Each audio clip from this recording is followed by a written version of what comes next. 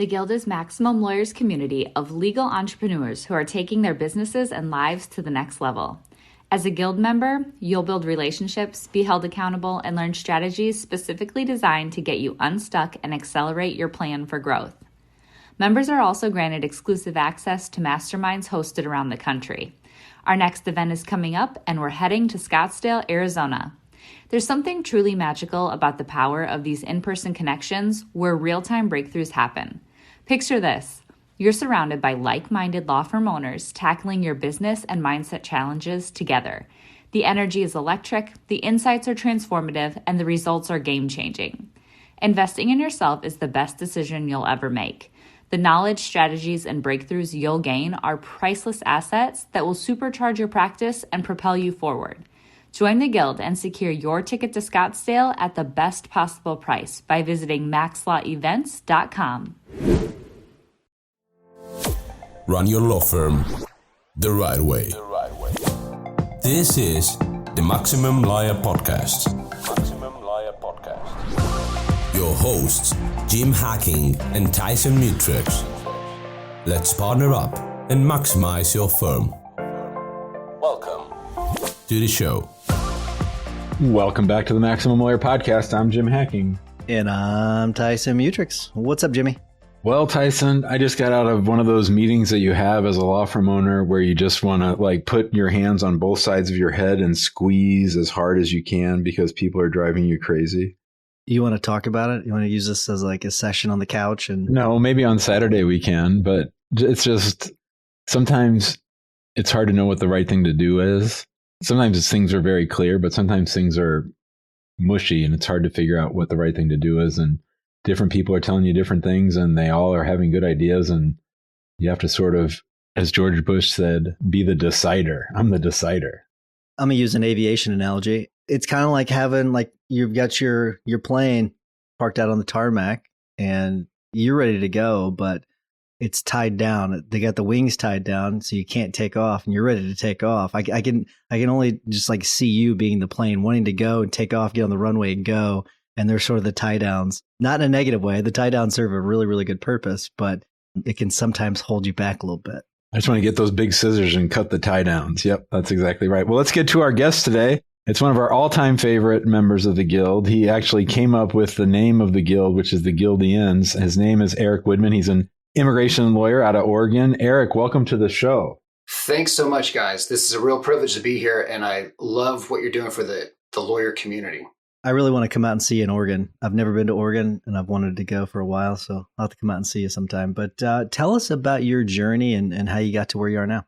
Yes, absolutely. I grew up in Northern California, in Silicon Valley, and was in a pretty diverse environment. My high school, white kids were the minority, and some other formative events for me were going to Japan as an exchange student. So we're connecting the dots here to me becoming an immigration lawyer eventually, but lived with a family in Japan, went to UCLA, was impacted by a number of things there, really diverse there too. I didn't like law school too much, but I loved realizing I didn't have to do what everyone else was doing and basically play a different game is what I realized. I went to Hungary and met my wife there. I was teaching law at a college. It was the best choice I ever made. So it was legit for my career. Met my wife. Now we live in Oregon and have 3 kids. So tell us a little bit, Erick, about your firm, the setup, your team, and sort of how things are going. Yes. So the firm has been in existence for 10 years. I started it after I was in-house counsel for about 5 years at Philips Electronics. So I had some corporate experience, which is good. I actually liked working there. So I could have seen myself as an in-house counsel for the long term, but glad my wife and I wanted to be adventurous. We quit our corporate jobs in the Bay Area, super expensive there. We moved to Hungary again, where we lived for about 2 years. So from 2007, 2009 or so.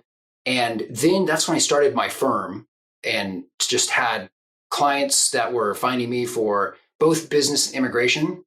And then more and more immigration clients kept coming.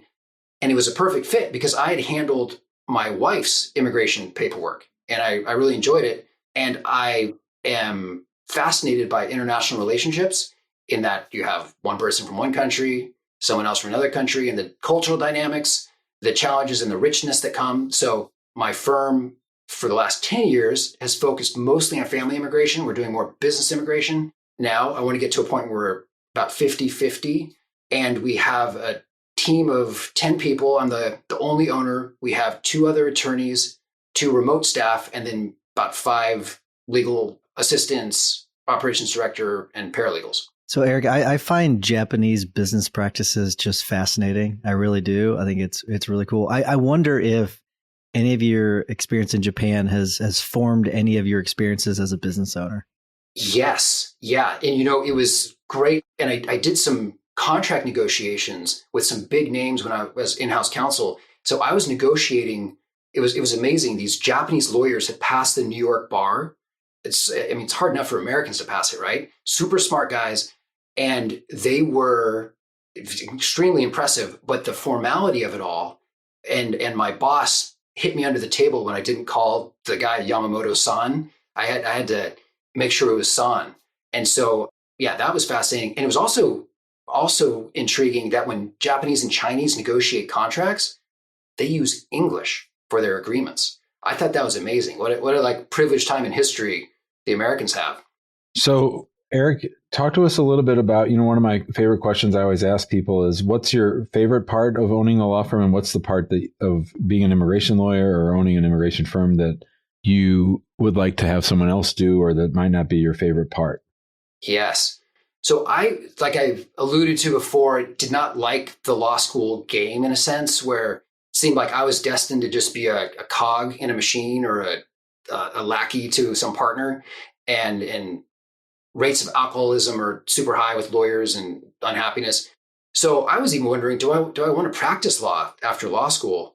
But then I realized through a combination of reading and seeing other people start their own firms and the diversity in the law, I was able to carve out something that I really love. And so I like entrepreneurship. I like immigrants. I like being able to serve clients and build a business, and basically there's no limit to what we can do. But I was unprepared for how difficult it is to manage employees and also just not having the right training as a business person for several years. And I think I underestimated the responsibility of taking on employees and what that's like. It's like starting a family. We're kids, so the analogy is not perfect, right? But the coaching that you have to do and the responsibility that you have is crucial. So I'll tie this in with my theme, but I became a high performance coach in large part because I needed to be a better manager. It's interesting. I guess, when was it that it first hit you like, oh my gosh, this is really hard? Do you remember that moment? Yes. Yeah. It was my first employee. And for months it was going great. And hiring my first legal assistant, paralegal, like you guys always recommend, it was great for the firm. It was a exponential positive impact. But then she was unhappy about some things. And it was the kind of unhappiness that was understandable in some ways. And I actually realized that I'm probably a better manager than a lot of people. But if someone is not being, if we're not aligning the goals of the firm with her career goals, then people will be unhappy. And I love what someone said at the Maximum Lawyer Conference. It might have, I forget which speaker, but we're building a business, but the workers are building a career. And so they don't care too much about our business in that way, our main goals. We need to genuinely care about their career growth. So that was helpful for me to figure out.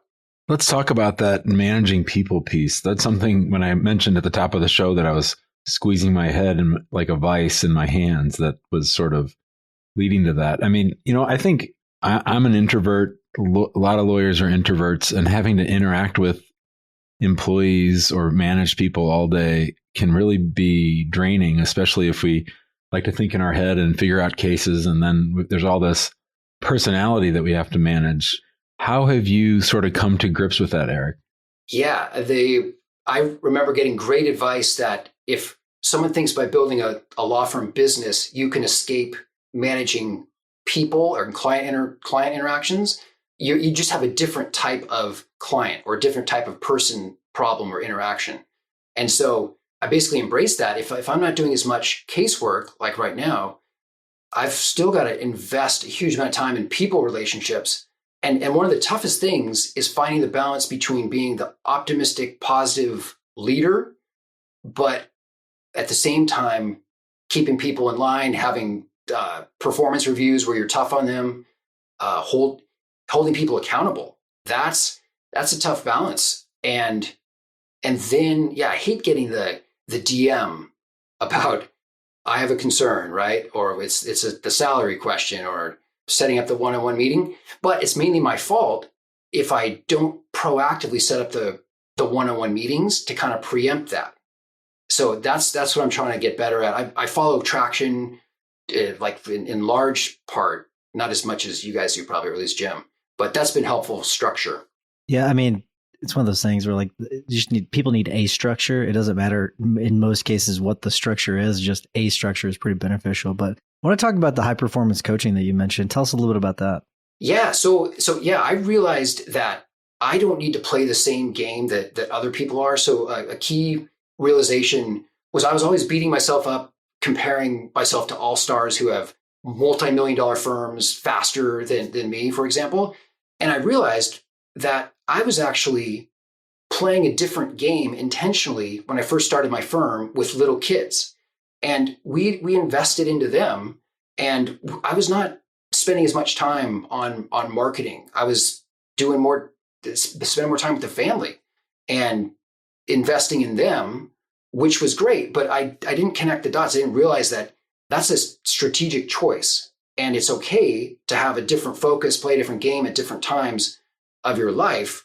And then I realized, because parenting is so hard, I've been reading coaching books here and there. And John Wooden, he was this famous UCLA coach. I'm sure you're familiar with him, 10 championships. So I read his Pyramid of Success book, which is kind of simple, almost kind of trite, but super helpful for me when I realized, like, I'm so demoralized, I don't know what to do. I'll go back to the foundation of this pyramid. And for me, you can write your own. I've had my team do this.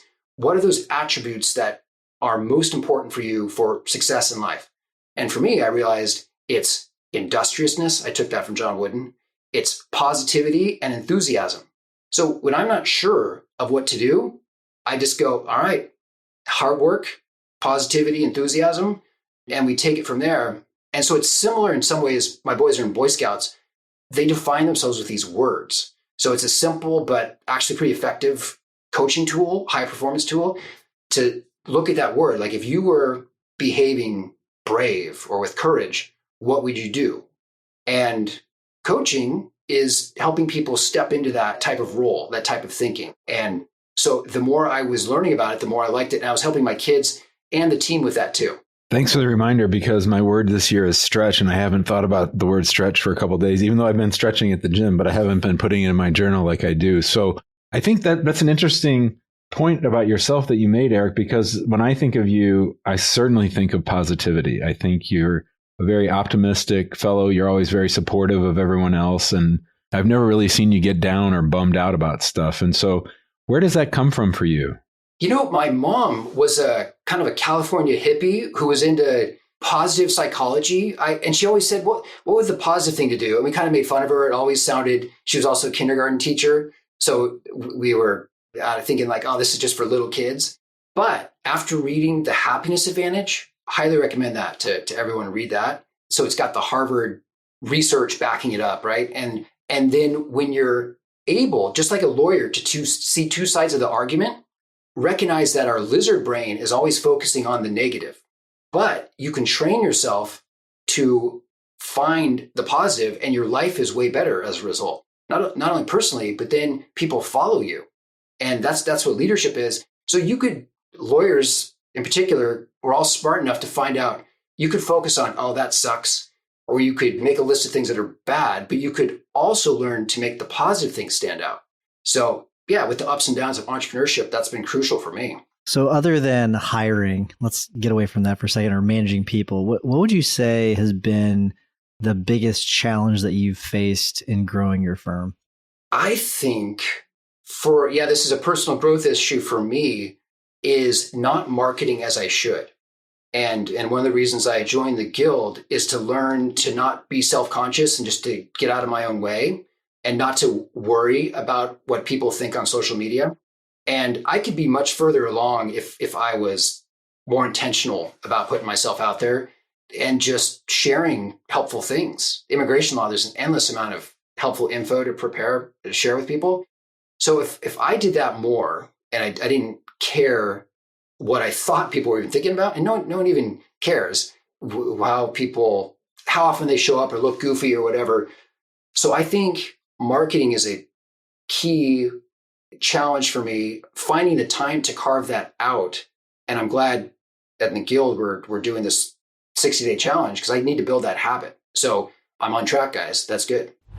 The Zapathon is back. If you're new around here, the Zapathon is the OG automation workshop. At this next exclusive Guild event, we're partnering up with Maximum Lawyer's good friend, Kelsey Bratcher, to bring you a 1.5-day automation workshop. The idea of automation is simple, right? Identify a repeatable pattern of tasks and then use technology so that business process can happen without you. But setting up that technology can be daunting, time-consuming, and even have a steep learning curve. Join us in person and you'll create automations on site that will start working for you before you even leave Austin. Join the Guild today and grab your ticket at maxlawevents.com.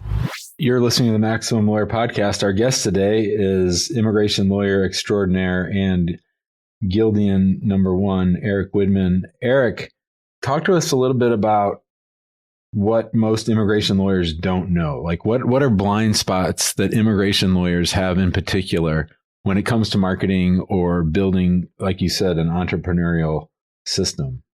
Yes. So I would start with a practical issue with accounting, where I know that a number of immigration lawyers in particular, so starting with this nuts and bolts issue, take the money earned upon receipt and spend it and put themselves in kind of a Ponzi scheme scenario. And it's not good. And instead, it's better and healthier to earn that money through milestones as you complete the work. So right now, Oregon still allows earned upon receipt, but that's going to be changing soon. Half the states roughly allow you to do that. So there can be a false sense of security that, oh, I'm profitable. I'm really killing it. Look, I've got $80,000 in the bank, but that's really not your money when, even if it's legally operated in your operating account. So on a practical level, by forcing yourself to earn it and then transfer it to your operating account, that's huge. That will also push you and your team to be more productive. And finding those minimum targets, that's something I've experimented with. I've also experimented with and for several years, used a commission system. That can work, but overall, the entrepreneurial type of people who like the commission can leave, start their own firms. Because I think I only realized recently, isn't a book of business basically taking from your existing firm the existing clients? What do you mean? You've caught me on that one. Say what you mean on that. Well, when an attorney talks about, I've got this book of business that's transportable and they're not a partner, that typically means, I think, you're an associate who's able to leave with clients and go to a new firm. Gotcha. Okay. I no question agree with that. Yeah, absolutely.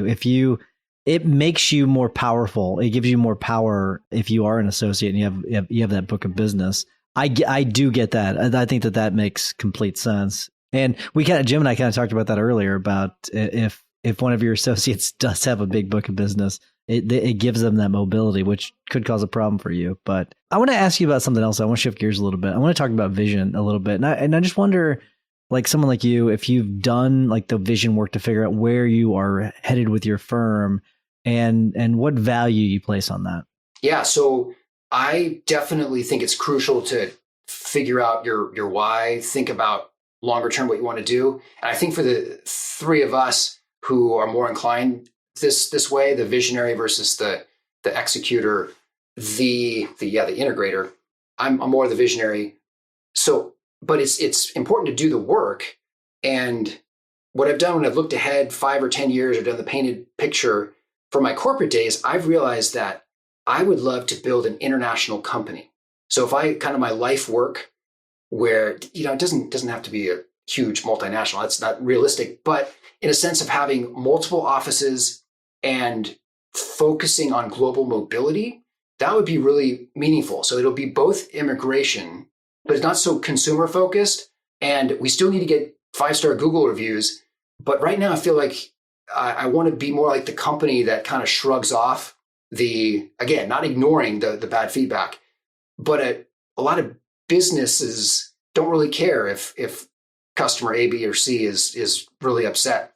But the vision that I'm excited about is helping people achieve their full potential by living globally. So that's the statement I came up with for myself. And for me, I've been able to live globally. I've lived abroad. It's enriched my life hugely. I found the love of my life partner in another country. That happens a lot for those. So my mission is to help people live globally in this way. And it can mean Americans going abroad. So right now we're mainly doing inbound immigration exclusively at this point, but we want to do outbound immigration too, and help Doctors Without Borders get people into Nigeria, that type of thing.